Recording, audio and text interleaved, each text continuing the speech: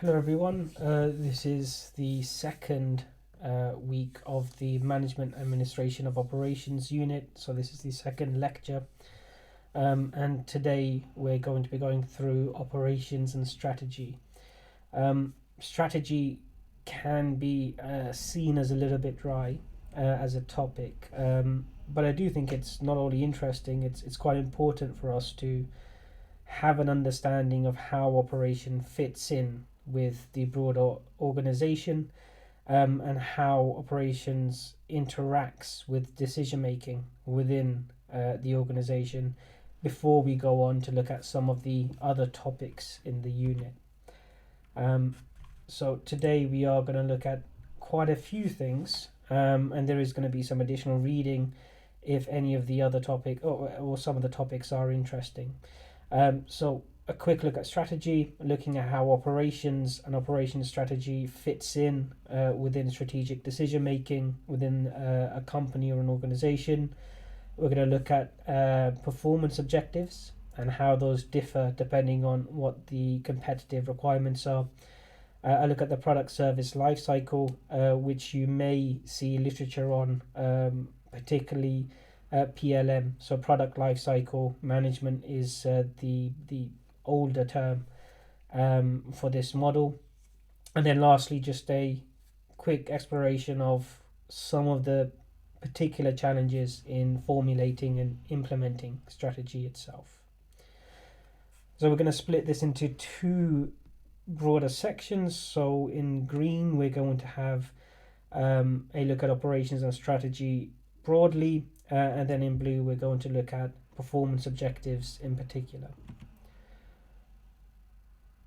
So we are going to start off with operations and strategy, but before we start, I am going to take a little detour. So this is my cat, named Professor Bisa, a former stray who's just decided he's going to live with us. So Bisa's a curious cat and critical cat, as well as cute, and he thinks he's far smarter than everyone. So I am going to break up the wall of text with photos of Bisa every now and again in these lectures, particularly posing questions where we're not necessarily going to follow the train of thought within the lecture, but it is one which is relevant and encourages critical thinking, and usually with a link to some further reading as well. So Professor Bisa's first comment here is an issue with strategy as a term. So I have to be honest, strategy is quite a cool word. It makes the person who says it, as a noun or an adjective, it makes them sound intelligent and smart and, very, very sharp, but is often used as a buzzword as well. So if you imagine someone throwing in the word strategy and strategic in this speech, it gives them credibility, makes them sound like they know what they're talking about, without necessarily adding any value if you're using it either loosely or incorrectly. So if you say, we have a decision to make, versus, we have a strategic decision to make, it seems like you're just giving more emphasis and weight to the decision that's being made. However, a strategic decision is a very particular thing. Strategy is a very particular thing. So misusing the term strategy or throwing it around when it's not needed, it has become a buzzword. What we want to do as academics and studying on a university course is to really understand exactly what we are talking about and using the term in a way that makes sense. So strategy is one of these business buzzwords, and it's something that we want to be a bit critical of, and we want to really understand what we mean when we say the word strategic or strategy. And Professor Bisa's recommended reading for this is an interesting article which is on the second week folder on the Brioche called How Did We Let Strategy Become a Buzzword? And it is a particularly interesting article. It's not a journal article, it's a industry article or a general interest article. It's quite an easy read and a particularly interesting one. So with that critical cat time done, uh, we are going to move on to have a quick refresh on strategy itself. Well, strategy, we've talked about what strategy isn't and trying to avoid using strategy in the loose sense of the term. So, in a specific sense, when it comes to organizations as a whole and their direction, when we use the term strategy or strategic, we're talking about big picture stuff. So, things which involve the entirety of the organization or a substantial part of the organization rather than individual activities or indeed individual products or individual services. So something which is large encompasses the greater part of the organization that we're talking about. Is dealing with long-term objectives. So 3 year, 5 year, 10 year goals, plans, or visions towards an overall goal, rather than something which is focused on the next week or the next month, the next quarter, or the next year. So it's long term objectives and long term goals. It is also dealing with planning the path is a good sense of what we mean by strategy. So not specific individual activities to take us to our goal, but rather the overall direction and the overall path that we're looking to go on. And then lastly, and perhaps importantly, it's detached from the day-to-day activities with all the confusion and unpredictability and variance of day-to-day information or day-to-day activities. So when we talk about strategic decision or strategy, we're not going to be focused on day-to-day fluctuations of sales figures. We want a broader, larger sense of what's happening with the organization itself. So that's our context for strategy. It's not something which is short term. It's not something that we're going to use to emphasize the importance of something. You can have a immediate decision which could be very important, which could have big implications for the organization. Doesn't mean it's necessarily a strategic decision. It could be an immediate operational decision. It could be a decision which is focused on what's happened over the last couple of weeks or the last couple of days. So don't confuse important with strategic. Strategy has a particular meaning within the business fields. All right.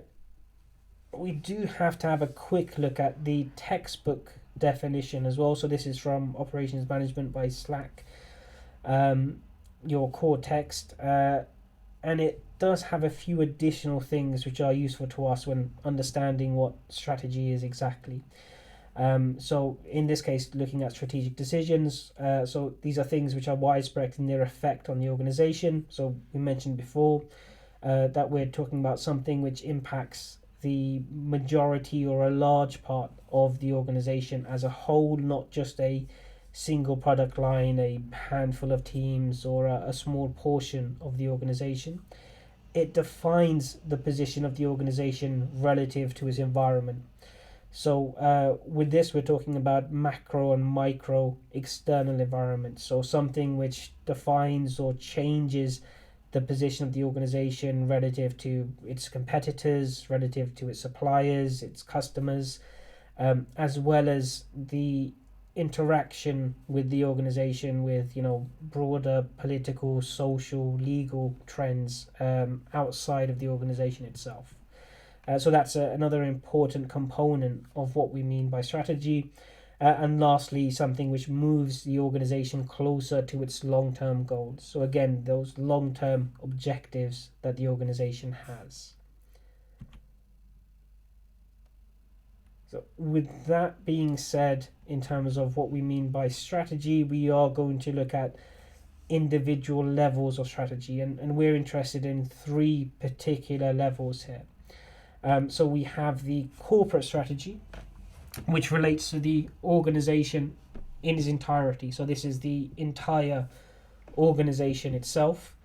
And then that's distinct from the individual business strategy. And that's worth kind of taking an example of. So if we look at, an easy example would be a company like Alphabet. So Alphabet is the holding company which contains a number of different other companies. So it's the owner of Google, of Nest, of Waymo, and a number of other different companies you may have heard of. And those smaller companies are really business units. So Google is a coherent, consistent business unit to a degree anyway. Same thing with Waymo, same thing with Nest and so on. So individual business units exist within larger companies. So we have the overall corporate strategy, which really relates to the entire organization, the business strategy, which relates to whatever organic business unit exists within that organization, and then the third level, which is the functional strategies. So we spoke last week about the different functional areas within an organization, and operations is what we would consider one of the three core or three key functional areas. But in this case, even the support functions would also have their own individual functional strategies as well.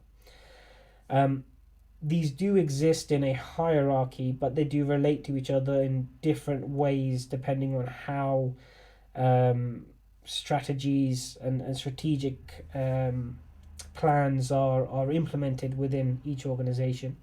But if we take the basic approach would be that the corporate strategy, or the traditional approach would be the corporate strategy would be the one that sets the vision and the goals. The business strategy and then the functional strategies find different ways to try and achieve those within the resources that they have available. So if we look at this in a bit more detail, we have this kind of broad overall corporate strategy. So the decisions that you would need to make when developing your overall corporate strategy are ones which are fairly foundational. So which business or businesses do we want to be in as an organization? So what do we want to do as an organization? How do we see ourselves as a coherent organization as a whole? And that would have kind of subsequent decisions as to what kinds of companies to acquire, which kinds of business units to develop, as well as to allocating cost and so on within your organization as a whole. To try and answer these key decisions, you really do want to look at the broader macro environmental trends. So if you're an organization right now and you're involved in activities or business areas or industries which are perhaps threatened by climate change or don't necessarily fit well with a changed political, social and legal environment when it comes to climate change. So if you're heavily involved in plastic manufacturing, or you're heavily involved in raw resource or oil and gas extraction, then you are going to be paying close attention to political, social, or legal trends, for example, as well as your overall company values and vision documents that you would have. So if we look at the business strategy, so this would be one level down. You want to look at how the business can actually compete. So we're focused here not on the macro external environment, but the micro external environment. So looking at our competitors, looking at customers, as well as the kind of trends and movements within your marketplace, looking at suppliers, technological advances, and so on, to develop a business strategy where you can really identify how the business will operate within the marketplace, how will it compete within the marketplace. So we're still looking fairly long term, but we're looking now, instead of the broad kind of macro environmental trends and how the company fits into what it sees as its macro environment, and now we're looking into how the company sees its long-term future within the micro environment, how it's going to operate within the actual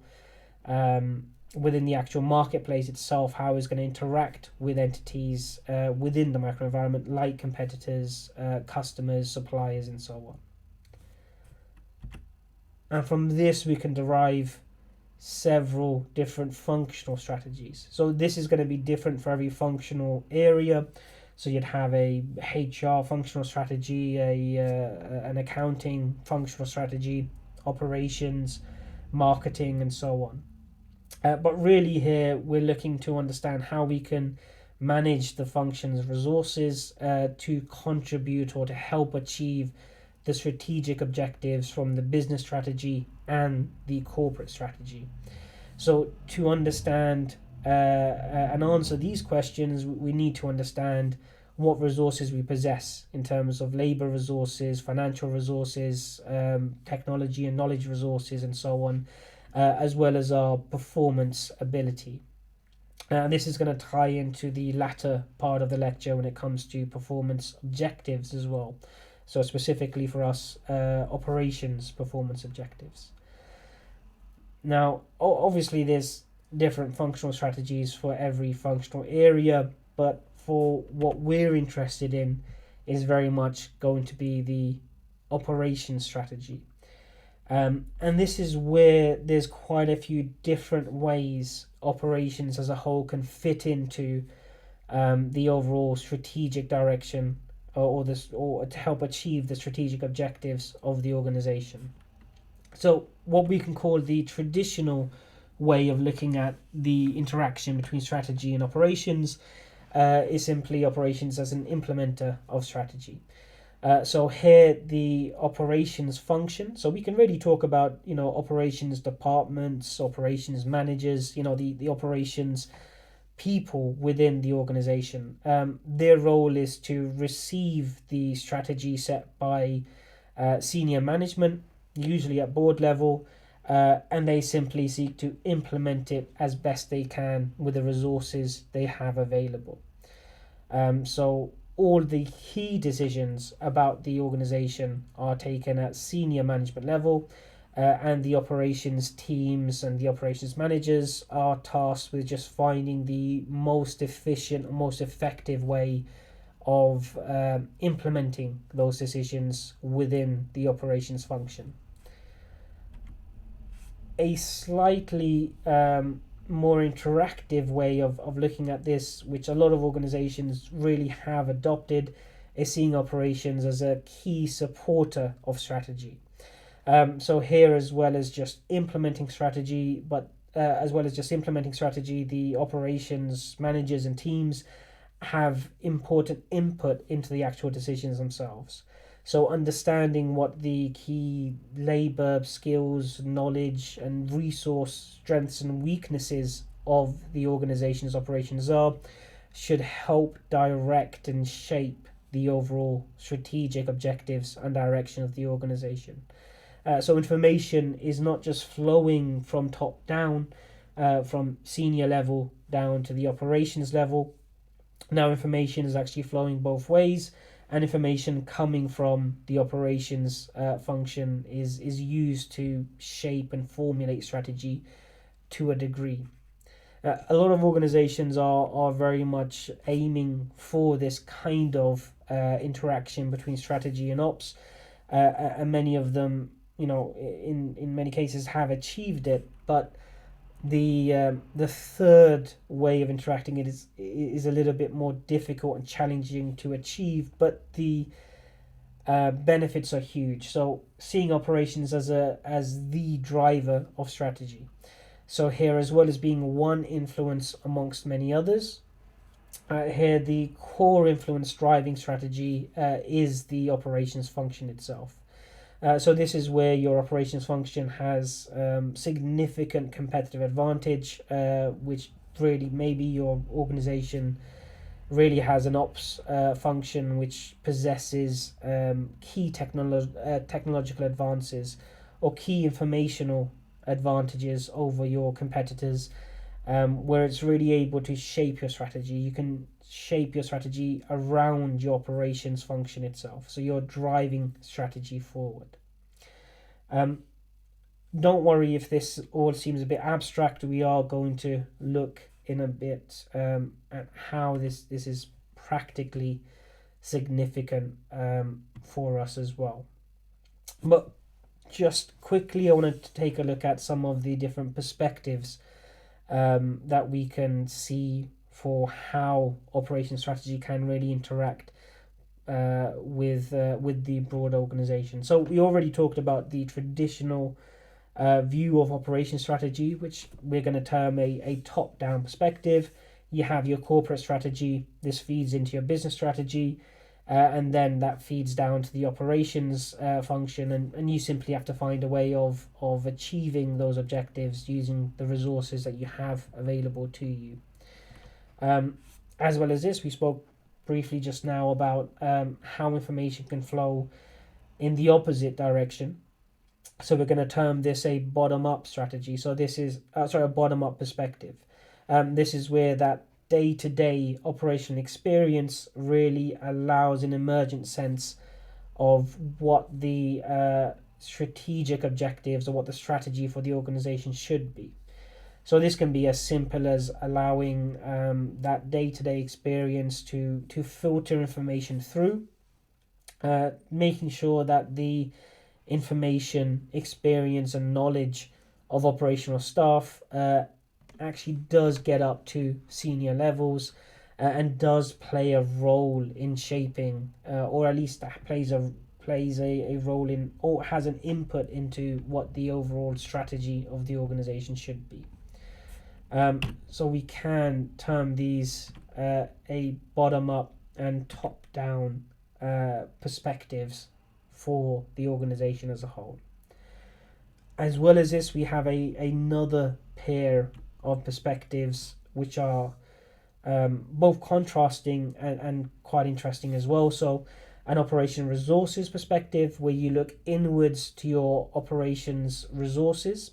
So again, that's things like technology, information, patents, labor skills, staff skills, and help that drive your operation strategy forward. And the contrasting perspective would be a market requirements perspective. So we're looking at what the market position really is suggesting or driving the operation strategy to be. A good way of kind of visualizing these almost in our minds could be looking at the very different approaches of Apple and Samsung when it comes to their product portfolio and their product service development function as well. If we look at a company like Apple, famously never engages with market research. Apple don't, do consume customer surveys and focus groups. They do look internally at their own operations resources, look at their engineering resources, and then drive their operation strategy forward. A good example of this would be the iPad. So if you look at the market research around tablets and slates prior to the launch of the iPad, it didn't look good. It's a mistake to say that Apple invented this product category. They really didn't. It been tablets for 10, 15 years prior to the iPad, but they were all niche products, for use in very particular use cases. There were attempts at launching mass market tablets, but they all largely failed. But Windows XP was available in a tablet version, and there were Windows XP and Windows Vista tablets, just not very successful ones, and certainly not ones that had a broader appeal to the mass market. If you're a graphics designer or had a particular niche use for them, they were available, but that was really the only market they were trying to address. So Apple didn't look to market research, or didn't look to market requirements when it was developing its own, when it was developing the iPad, but rather it was a look at its own internal resources, the ability to reuse components and reuse processes for manufacturing the iPhone, which was already a major commercial success at the time, and a confidence in its own operations and design team that they can make a success of this new product. We can contrast that with Samsung, which are a good example of a reliance on a market requirement perspective internally. If you want a phone which is, has a screen that's 6 inches large, or 4 inches, or 5 inches, 5.5 inches, if you want one which has a great camera, an acceptable camera, you want one which has a stylus, you want one with a focus on battery life, whatever combination of requirements you have when it comes to smartphones, it's a fairly good bet that Samsung will have a particular model for you. So at any given time, Samsung will have a large number of models within their markets. You want a phone with a projector, Samsung have the Samsung Beam. If you really want to pull out your phone, and put a movie on the wall at a friend's house, Samsung has you covered. If you want a 5 inch phone with a metal frame, Samsung has you covered. If you want one with a plastic frame, they have you covered as well.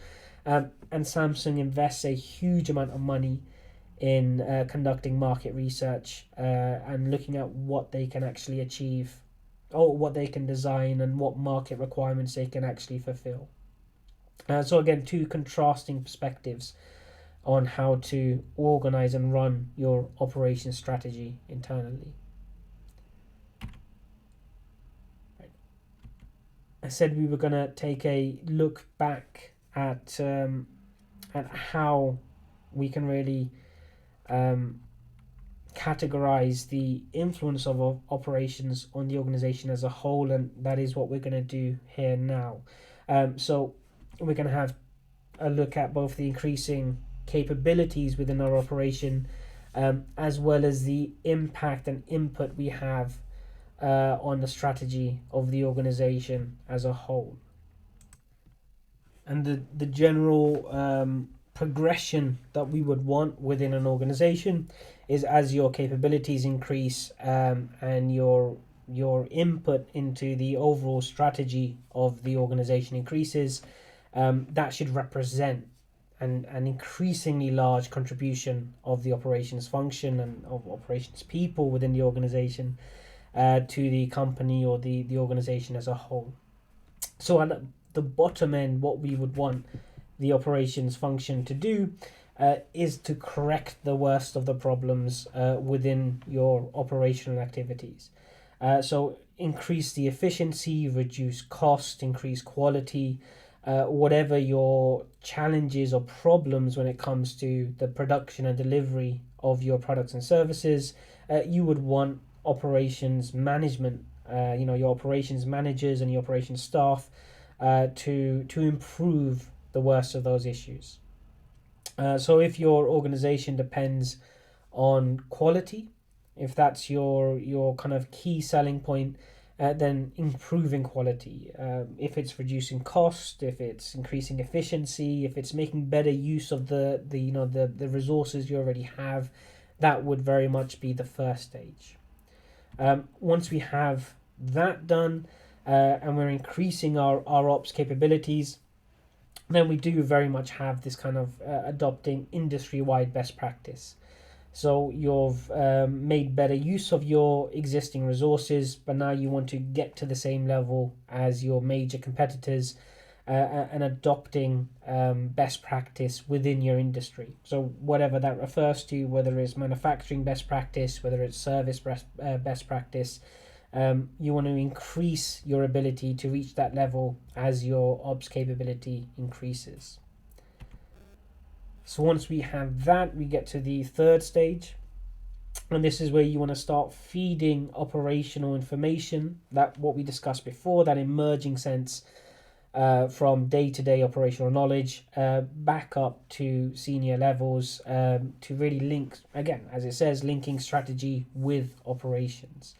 That should not just get you as good as your best competitors, but actually push the field forward. So actually aiming to be the best in the field, or the best in that particular industry or sector when it comes to operational performance, as a result of feeding into the strategic direction of the organization as a whole. And lastly, I said this is what a lot of organizations want to do, but actually achieving it is something else. This ability to really drive strategy forward, where your operations function has such a clear competitive advantage that you're actually changing the industry. You're no longer just the best in the field, but you're changing what the industry is. And we can see this with major moments in the past where operational performance has really driven a change in perceptions and industry expectations.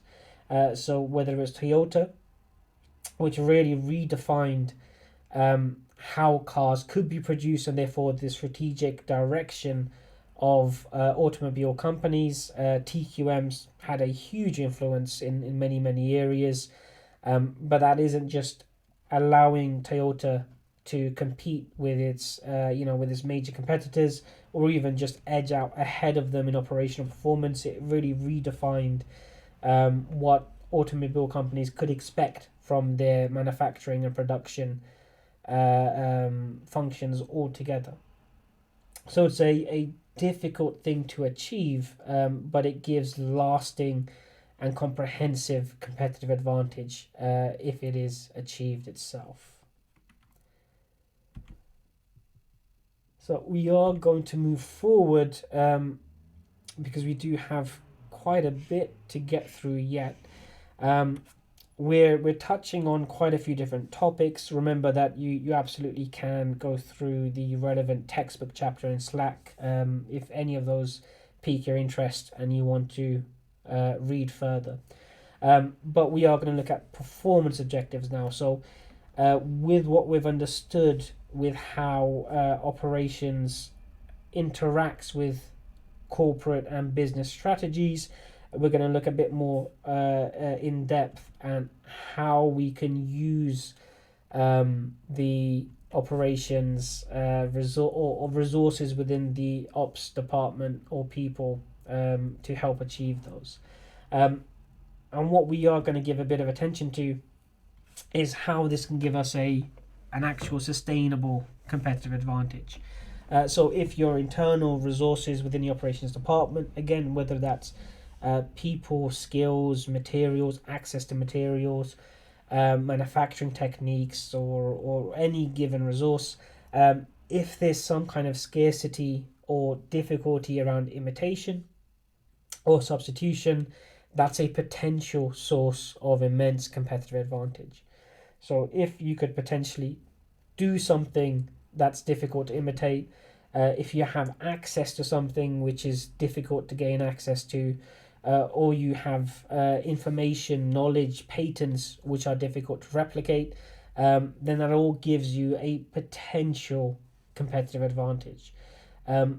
In order to actually achieve that competitive advantage, we have to identify exactly what allows us to gain a foothold in the market amongst our customers, and then optimize our internal operation for that. And that is really quite important. What we can't do is optimize for everything. We have to identify what gives us a distinct competitive advantage and then optimize for that itself. So we have 5 distinct competitive factors here that could potentially give us a competitive advantage. So low price, and again, this should quite clearly link in with the organization's overall strategy, with your corporate or business strategy, particularly your business strategy. 2 different companies within the same industry may have different competitive factors. So if you're a budget smartphone manufacturer, for example, actually OnePlus is no longer budget, but a Chinese OEM looking to expand into the European and American marketplaces, as we've seen several companies like Huawei and Redmi recently, low price is going to be a really important competitive factor for you. If you're Apple, however, a low price is not going to be a source of competitive advantage for your particular operation. So this does link into the broader corporate and business strategy. But low price is relatively straightforward. Quality is as well. There's a distinction here between fast and reliable delivery. with certain products and services, the rapid availability is important above all else. Reliability relates to not the speed of delivery, but the certainty that the product or service is going to achieve what has been promised, exactly when it's been promised. And lastly, innovation. That's quite a vague thing, but that's because innovation is in of itself fairly vague. So something which is innovative, new, whether it's particular features or flexibility, the ability to customize or to kind of choose or pick from various features. Anything within that kind of space would be innovation, for our purposes now anyway. All of these would translate to specific performance objectives. So if low price is what's going to give you a foothold in the market, you want to optimize for cost. Quality is quality, obviously. Fast delivery will be speed, reliable delivery, dependability, and then innovation or range would be flexibility. Now, you may be able to optimize for one, two, or perhaps three of these performance objectives, but optimizing for all of them cannot be done. I mean, in some ways, this is just straightforward. If you're optimizing for cost, for example, it's very difficult to simultaneously optimize for flexibility and quality and speed. If you're optimizing for speed, then also optimizing for, let's say, flexibility becomes very challenging as well. So the purpose of optimizing for something is a exercise in selective promotion of particular goals. Optimizing for everything means you're optimizing for nothing. That means you haven't actually prioritized any particular part of your operation. So when we talk about performance objectives, we need to think about optimization. What are we optimizing for? And if we're optimizing for something, then that means that we have to be prioritizing. So that's in of itself a selective activity. We have to be selective about what our performance objectives are. That's not to say that if you don't optimize for something, it's absent. So, for example, if you're optimizing for cost and you've chosen not to optimize for quality, so quality is not one of your performance objectives, it doesn't mean that you have no quality assurance or quality control activities. It doesn't mean that you don't carry out any inspections to ensure some level of quality. It just means you're not prioritizing quality. So, performance objectives, you are looking at prioritization and optimization. And that actually really does help develop our operation strategy. So you have the overall corporate strategy and then the business strategy. That should tell us, particularly the business strategy, how the organization sees itself or wants to see itself in the long term within its micro external environment and its competitive marketplace. That gives us our competitive factors, and then that gives us our performance objectives, which we can then implement as operation strategy, and we can optimize and prioritize for particular performance objectives. This is going to feed into the next section, which is going to be our product service lifecycle. Now, this table as a whole looks quite confusing, so we're just going to pull up little bits of it, section by section, and just look through it in a slow manner. So the product service lifecycle breaks down the life cycle of a given product or service into four distinct stages: introduction, growth, maturity, and decline, following a kind of projected sales level throughout, which is going to be this red line here. It's important to just take a moment and say that the product service lifecycle is a planning tool. It's not intended to be some kind of ironclad law that every product or service will follow this life cycle. Many cases, they don't, because individual products and services are unique. They exist within a unique competitive landscape, and there may be all sorts of external factors, which means that they don't follow this particular life cycle. Is not supposed to be descriptive. It's supposed to be a planning aid. So it's supposed to help us understand how we can adapt our internal processes, particularly our operational processes, during the lifespan of a particular product or service, if it happens to be beneficial in that case. So the first thing we can break down is who's actually buying our product or service during each of these individual phases. Well, during the introduction phase, you'd have the innovators, people who are on the bleeding edge, so to speak, when it comes to new products or services. During the growth phase, it'll be the early adopters. I really hate the term influencer, mostly because I only social media I have is Twitter, and I only really use that to occasionally get into arguments with people.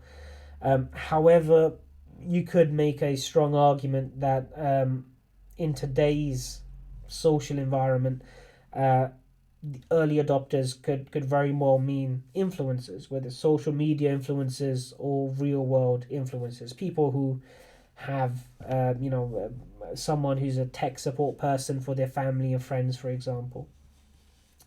Once the product or service hits maturity, then you're really addressing the bulk of the market. So this is where you're addressing the mass market, or your broader segment of customers if your product or service isn't a mass market service. And then lastly, as your product or service goes into decline, laggards or people who are not necessarily that quick to adapt or adopt new products or services would be your last group of customers. In terms of our competitors, you'd have relatively few during the introduction phase, a increasing number during the growth phase, then a stable number. So it may be greater or smaller than the growth phase, but competitors who would be jumping in to compete against your product or service would either have carved out a foothold in the market, or they would have fallen by the wayside and abandoned that particular product space. So you'd have, whether it's a large or small number, it would be a stable number by the time your product or service hits maturity. And then lastly, a declining number of competitors as they exit the space as your product or service enters its decline phase as well. Now, from this, we can get three particular bits of information. So if we can understand what's going to win us orders, what's going to actually make our product or service appealing within the marketplace, that tells us our success factors, and we can translate those into exact performance objectives. So during the introduction phase, where you're addressing innovators and people on the bleeding edge, it's particular product service characteristics. So something here which is innovative, exciting, or new, which means that when it comes to our performance objectives internally, flexibility and quality should be optimized for. We can use an example for this. Actually, let's take the example of consoles. Because I'm old, I still remember actually very excited about the Sega Master System and the Mega Drive in particular. And again, if you look at the things which were optimized for during the first production runs of the Mega Drive, it was very much this quality within the manufacturing. Actually, we can see this all the way through in terms of consoles. If you look at the build of the first run of consoles, they do tend to be using fairly high quality plastic compounds, using high quality finish, as well as flexibility and range in what's actually available. And again, that's because the thing that's drawing people to this product is the exciting new features, the new capabilities, the innovation of the product itself. As a console moves through to the growth phase, and now you're addressing influencers or early adopters, availability as well as quality become really key. There's a huge number of products which failed to optimize for availability during key parts of the growth cycle, and they simply fell away. A really interesting example is the HTC Desire.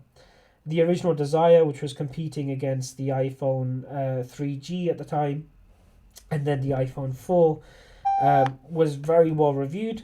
A lot of critical acclaim, a lot of excitement and buzz, and during a key part of the HC Desire's growth phase, where they were seeing increasing sales numbers, they hit a lot of logistics problems, a lot of distribution issues, and that really saw the momentum dissipate. And as you know, the product was not really as successful as it potentially could have been. Um, Incidentally, that was also around the same time as the volcano in Iceland erupted, which caused again distribution and logistics issues for a number of companies, but particularly in terms of what we're discussing for HTC. So we need mass production here. We need availability as well as quality. So now our performance objectives that we're optimizing for do change. Now we're also interested in speed, dependability alongside of quality. You might have noted here that we haven't talked about price or cost. And that's because for a huge number of products and services, profitability, actually making money, only comes when your product hits maturity, when you're addressing the bulk of the market. So here now we're finally looking at low price as well as still dependable supply. So our performance objectives change as well to cost and dependability. Um, we could think consoles are always a good example. So the PS3, PlayStation 3 was sold at a loss for a large part of the 2 years after it was launched. Simply wasn't feasible for Sony to price the PlayStation at the level where they would make a profit on each unit. So they priced it to make a loss, gambling correctly in their case, that they could generate enough momentum behind the product to eventually address a huge part of the market, and therefore during a later stage, so the maturity stage, they could actually generate profit. And we can see this as well if you have a PlayStation 3 or even a PlayStation 4 or even an Xbox or any console that was produced 3 or 4 years after the launch of the console. These are different SKUs. These are not the same blueprint that the original launch console was produced on. The materials may be different. Oftentimes, cheaper plastic is used. Not quite the same quality, fit, and finish as the original production runs. And in many cases as well, they're sold as new versions. They're smaller or redesigned, and is not prevalent in the marketing, but often these consoles are much cheaper to produce. Also, they're producing very high numbers as well. We're addressing the bulk of the market, so that also brings the cost down. So now we can actually make money on each individual product or indeed service. And as you move into the decline phase, now we're really just focused on low price. So if you have brand loyalty, or if you're just cheaper than the competitors, you are going to see success in the marketplace. So our performance objective really is cost at this point. And we see an absence of quality or even flexibility.